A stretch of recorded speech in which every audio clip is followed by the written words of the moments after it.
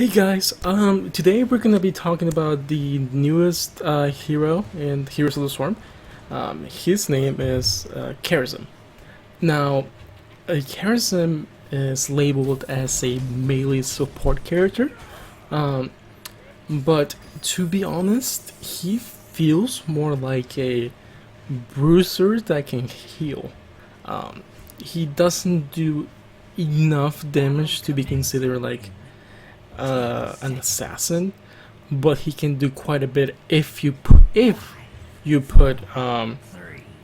your talent source damage. But if you want to be more supporting, you're able to do that as well. You can. It all depends on what you put your talents on. And the first talent that you get is actually it changes your auto attack a little bit.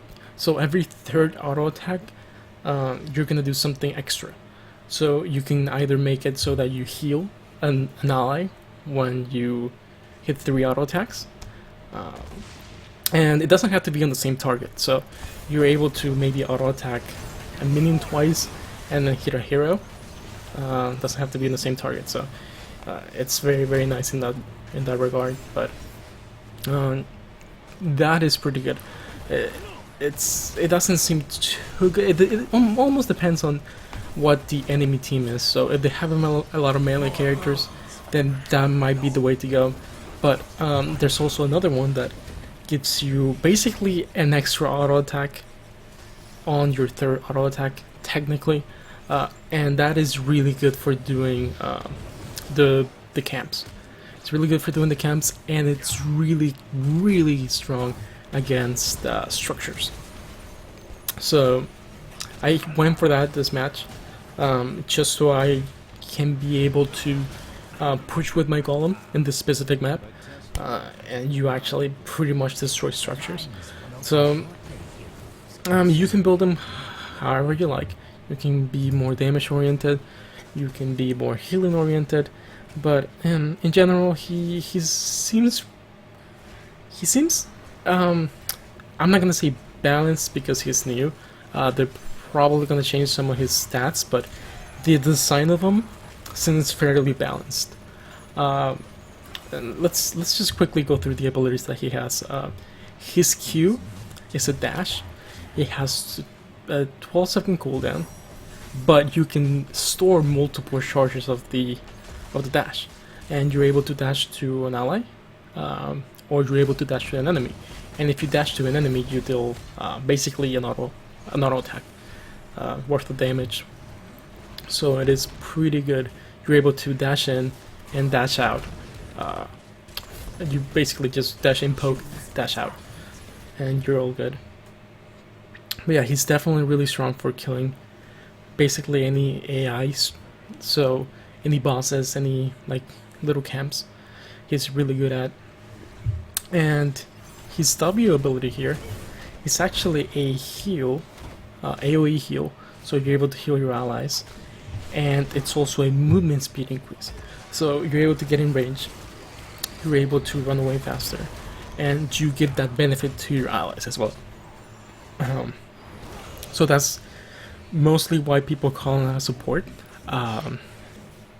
because he does have that heal, but it's not, I don't believe it's nearly enough to call him a support, unless you also get the heal for every third auto attack, or you get the ultimate, which is called Divine Palm.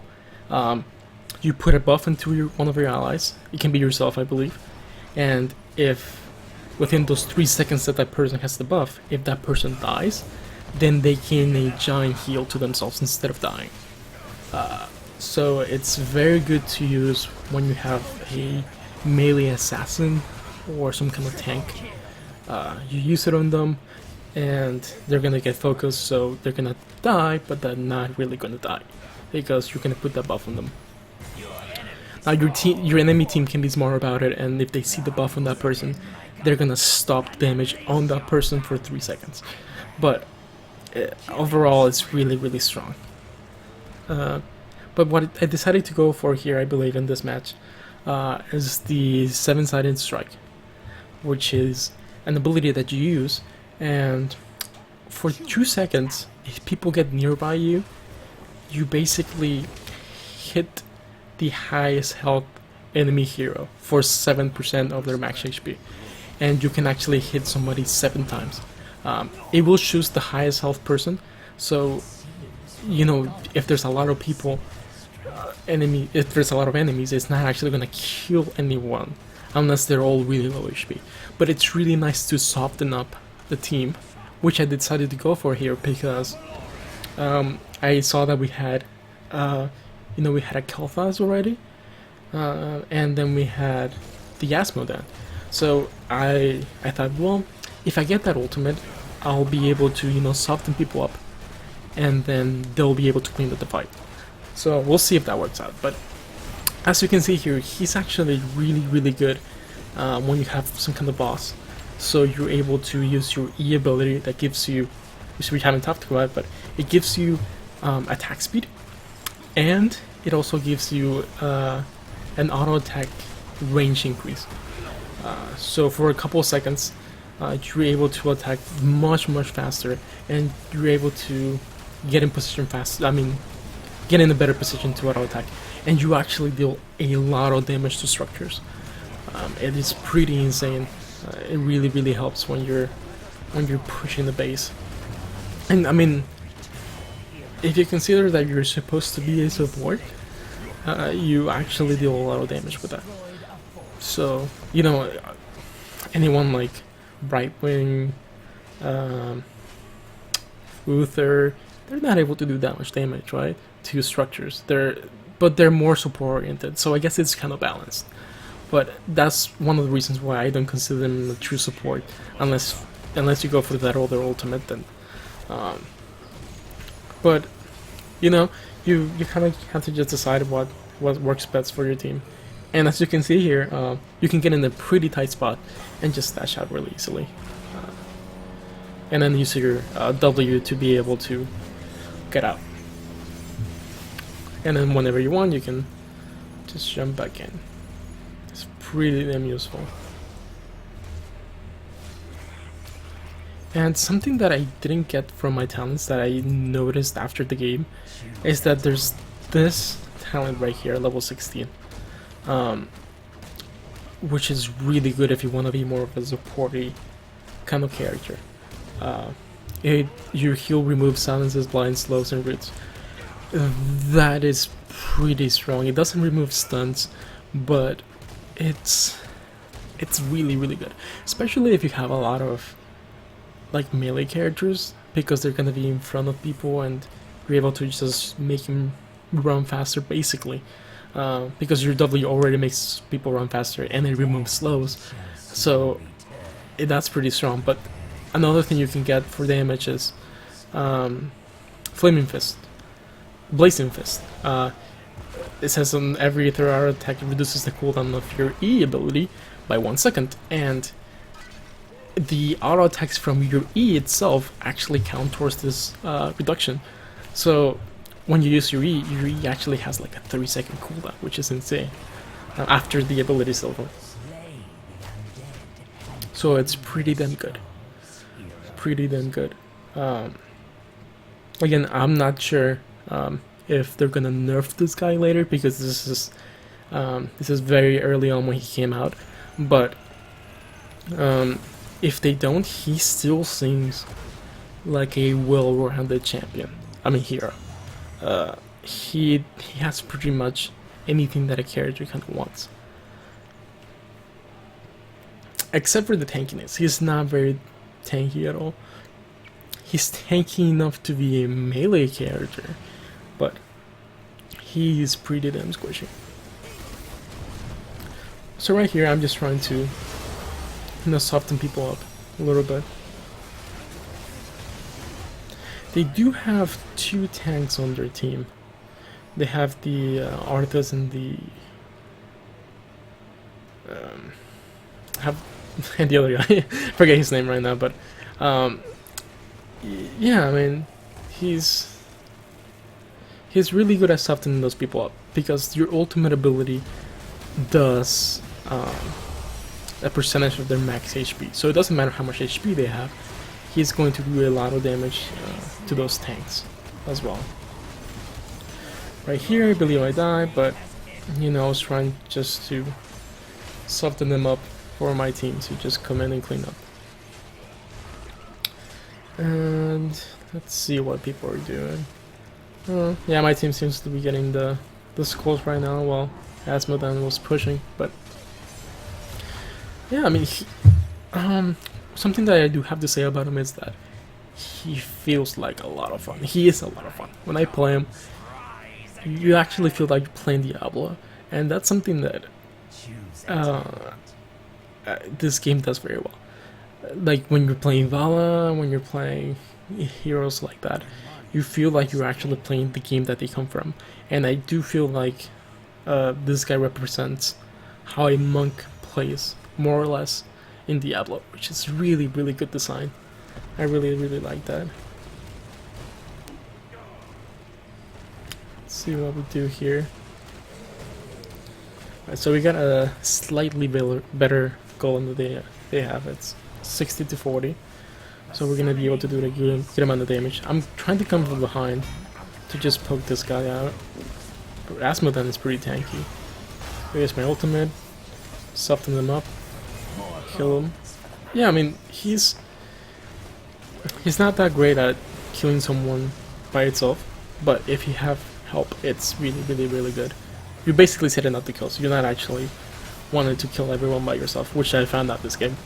But that's good. That's balance, right? I mean, he's supposed to be a support. He's supposed to support his team, and you're actually supporting the team by setting up the kills. Here you can see he's pretty damn low.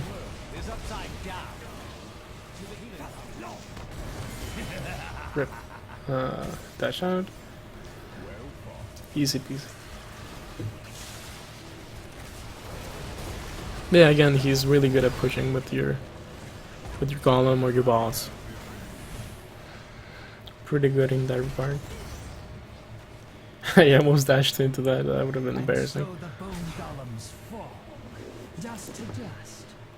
There's a little glitch right here where my abilities aren't strong, but oh well. I already talked about what he does. Let's see. Yeah, again, he is extremely good at doing camps.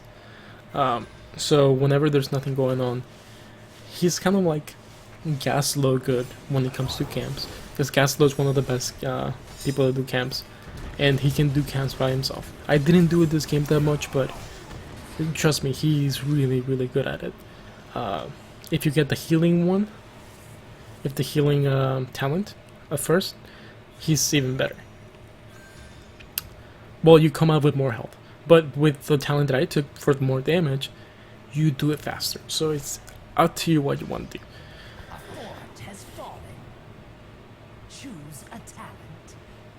So here I see that this mercenary camps are by themselves. So I just go in and take him out real quick. You can see that he does a lot of damage.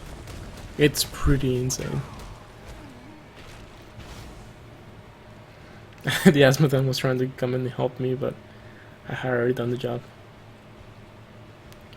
We see here that the enemy team is trying to kill Asmodan. I kind of wanted to help, but that's just too many people. And I do get clipped by that ultimate and then ultied again. So I'm on a pretty rough spot. But I noticed that everyone is there together, so I'm able to ult. And then my team is able to follow up with their AoE damage. And I dash out after the ultimate. So it is insane what he's able to do. Because when you're ulting, you're not able to be hit by any spells. So when they caught me, I just used my ultimate to gain time so that my team can come in and deal the damage. And then after that I was able to dash out after the chaos. So that was pretty good. So after that, he destroys those little camps. It's pretty insane, but pretty much anyone can, let's be honest. After level 16, you're able to destroy those things, even if you're like Uther or something. But I'm trying out right here to see how much damage I can do to the boss by myself. It's actually a decent amount. But I believe I do get a little silly here and I do die, but I I thought I was gonna be able to dash out, but oh well, so good. See, that's why I made mistakes, so you guys can learn, right? But anyways, everything seems to be going pretty well.